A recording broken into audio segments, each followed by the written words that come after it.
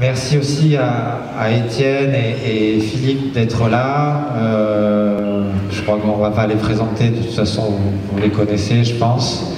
Et à l'engagement qu'ils ont. Voilà, cette sincérité et les risques qu'ils prennent aussi pour pouvoir porter cette parole, qu'elle soit le mieux entendue, qu'elle puisse être intégrée par tous et que chacun puisse être le moteur finalement de ce changement.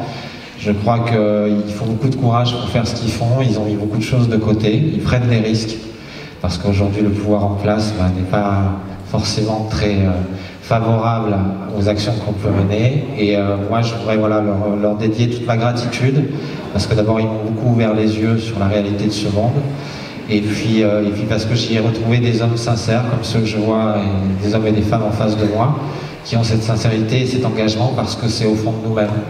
Et qu'on se dit que si on ne fait rien, malheureusement, les choses ne risquent pas forcément de s'améliorer. On va essayer d'être le plus synthétique possible. Cette conférence ce soir, elle a pour but quand même d'apporter des solutions et d'en discuter, d'en débattre avec vous. On a fait un petit travail avec un collectif de citoyens. La plupart, on s'est rencontrés d'ailleurs sur les Gilets jaunes. Mais on a fait un travail pendant 4 mois où on a essayé de réfléchir à des solutions qu'on pourrait mettre en œuvre là, dans notre futur proche. Et donc de ce travail, de ce comité de pilotage qu'il y a eu, est née une réflexion qui semble avoir l'approbation de tous. Voilà. Ça ne veut pas dire que c'est la solution finale, ça ne veut pas dire que c'est ce qu'on devra faire ou que c'est ce qui sera fait. Mais en tout cas, pour l'instant, dans tout le travail qu'on a pu effectuer et ce qu'on va vous présenter ce soir avec un petit film de présentation, on se rend compte que finalement tout le monde est d'accord sur ce principe. Donc on se dit que si tout le monde est d'accord sur ce principe, eh ben, il n'y a plus qu'à rendre finalement cette utopie la réaliser, et vous verrez que finalement c'est pas une utopie tant que ça, puisqu'elle existe déjà dans d'autres territoires. On risque d'être maladroit, on risque de ne pas prendre toutes les questions, parce que le but c'est que chacun puisse s'exprimer et qu'on essaye de développer un petit peu le travail que chacun a fait, et surtout Philippe et Étienne essayent de nous guider un petit peu sur leur analyse. Moi je prends la parole, je le fais parce que ça s'est déterminé comme ça, mais j'ai pas matière à avoir une quelconque autorité sur quoi que ce soit. Je sais qu'il y en a qui pensent que je me présente aux mairies parce que j'ai fait une vidéo en disant qu'on gagnera les élections avec les conseils citoyens. Ce n'est pas moi qui me présente, ce sont les citoyens, donc je ne serai pas maire d'aucune ville. Et donc c'est pas du tout mon ambition. Voilà. Donc je suis ce soir le porte-parole de ce travail qu'on a effectué. J'espère être digne de cette représentation. Voilà, en tout cas les avis qui seront échangés n'engageront que moi, et j'essaierai d'être le plus large possible dans l'objectif qu'on veut atteindre, pour essayer de vous transmettre cette information et puis ensuite la construire avec vous, parce qu'elle ne peut pas se faire sans vous. Voilà, ce serait c'est, on va dire, un postulat essentiel à la réussite de ce projet. Merci beaucoup, merci du fond du cœur, merci d'être vous-même, d'être là, d'avoir ce courage d'affronter une difficulté de cette société. Je pense que tous autant qu'on est, on sait qu'on doit agir, que si nous ne le faisons pas, nous risquons effectivement d'arriver à une fermeture qui nous empêchera finalement d'être libres comme on le souhaite. Donc ne lâchez rien dans ce principe-là, restez engagés, et vous verrez que petit à petit, on réussira à ramener les gens au fur et à mesure sur une émancipation de la société, et en tout cas un mieux vivre, et une paix et une harmonie. Voilà, je vous souhaite une belle soirée, et puis je vous retrouve dans 2 minutes pour la suite. Merci. Comment les gens percevaient le rapport à la politique, aux élus, et si effectivement ils étaient empreints à choisir une solution qui nous permettrait de nous émanciper. Alors je vais vous l'expliquer brièvement, on reviendra plus en détail à la fin des premières 20 minutes. L'idée c'était de se dire, on n'est pas entendu.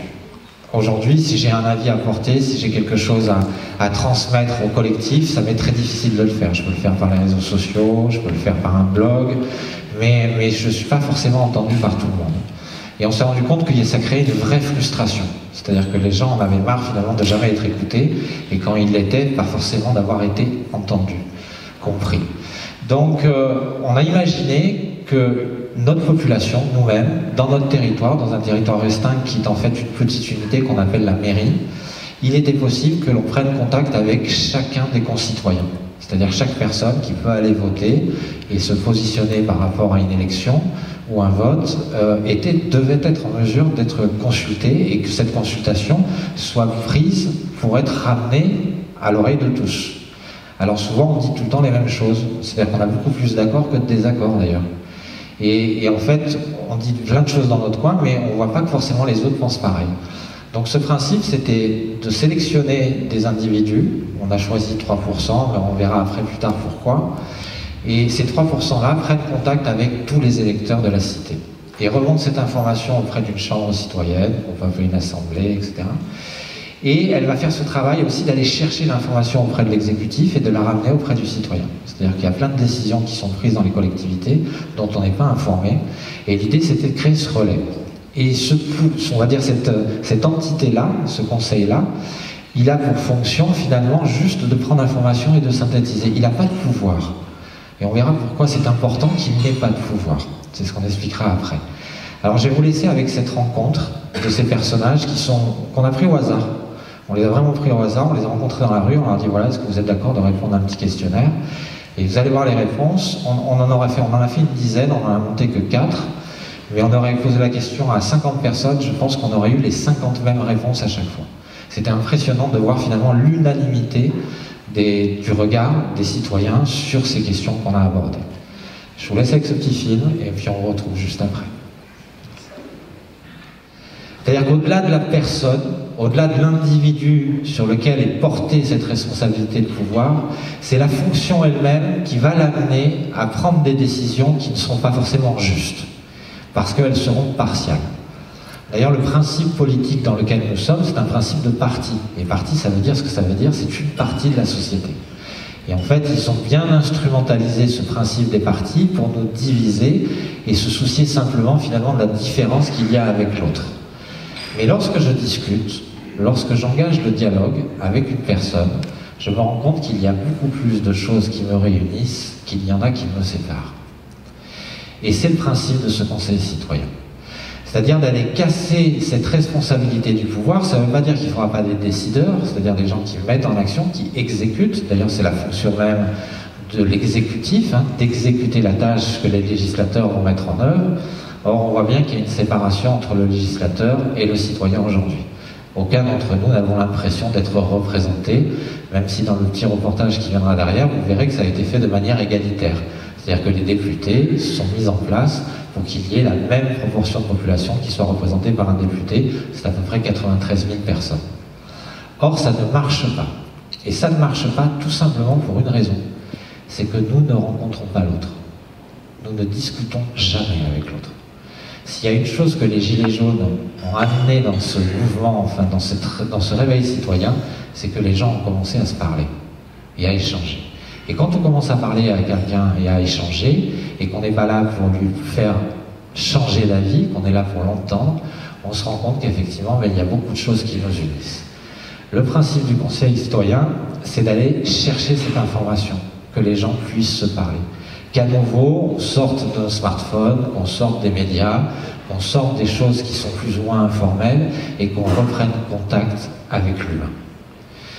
Dans le petit film qui va suivre, qui a été fait par DataGull, je ne sais pas si vous connaissez DataGull, c'est une production qui travaille à France Télévisions et qui fait un travail exceptionnel sur, on va dire, le décodage des principes politiques et sociétaux. Et ce qui va être présenté ici montre parfaitement bien comment notre système représentatif est organisé. Et ensuite, on reviendra pour parler des solutions qui peuvent effectivement tamponner avec ce système-là. Voilà, tout de suite. Et si effectivement il n'y a pas un organe, un système qui permet de contrôler ce pouvoir, alors on a toutes les chances qu'il vienne commettre des injustices. Donc si on est là ce soir, c'est pour essayer de trouver une solution pour que ce pouvoir ne soit plus effectivement le seul apanage de quelques-uns. Quand on a un président comme celui qu'on a aujourd'hui, on voit bien qu'il défend des intérêts qui ne sont pas du tout ceux de la nation. Il y a autant d'exemples qu'on pourrait en avoir qui le prouveraient et qui le démontrent. Maintenant, moi, ce qui nous intéresse, et là où on a envie d'avancer sur ce territoire, où on vit tous les jours, c'est effectivement de réfléchir aux moyens qu'on va pouvoir mettre en œuvre pour que ça cesse. Voilà. Et que la parole de chacun soit entendue. Je vais laisser la parole à à Étienne, à Philippe plutôt, qui est par là. Ludo vous fera une présentation un peu plus tard. On reviendra sur cette question du conseil citoyen, l'essentiel étant maintenant que vous puissiez avoir des arguments complémentaires. Et puis on passera 2 heures ensemble à échanger. Voilà, vous pourrez poser vos questions, on prendra aussi des questions qui sont sur Internet. Et puis ça permettra d'avancer sur ces questions-là.